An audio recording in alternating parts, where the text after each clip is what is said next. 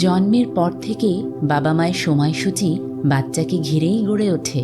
বাবা মা যখন হাত তুলে তাদের রবের কাছে দোয়া করেন, তার কতটুকু নিজেদের জন্যে আর কতটুকু সন্তানদের জন্যে তা তো কেবল আমাদের রবই জানেন।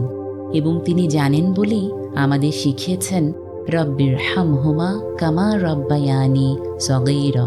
এই রব, আপনি তাদের দুজনের উপর রহম করুন যেভাবে তারা শৈশবে আমাকে লালন পালন করেছেন। এই দোয়াটির মাঝে একটি উপলব্ধিও কাজ করে বটে।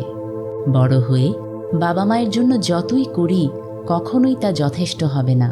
তাদের প্রতিটি চাহিদা পূরণের চেষ্টা করলেও তো তাদেরকে এমন নিঃস্বার্থভাবে ভালোবাসতে পারবো না যেমনিভাবে তারা ভালোবেসে আমাদের বড় করেছিলেন।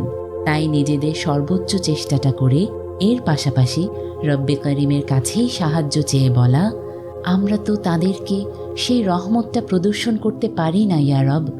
আপনি তো রহমান, আপনি তো রহিম, আপনি তাদেরকে সেই পরম মমতা প্রদর্শন করুন।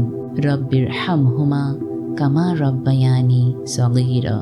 জীবিত বাবা মায়ের জন্য শ্রেষ্ঠ দোয়া, রব্বির হামহুমা কামা রব্বায়ানি সগীরা। যে বাবা মা ইন্তেকাল করেছেন তাদের জন্যও শ্রেষ্ঠ দোয়া, রব্বির হামহুমা কামা রব্বায়ানি সগীরা।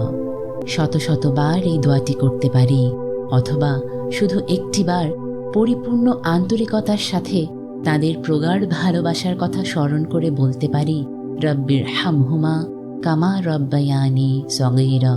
আমাদের মুখে মুখে যেন উচ্চারিত হতে থাকে, রব্বির হামহুমা কামা রব্বায়ানি সগীরা।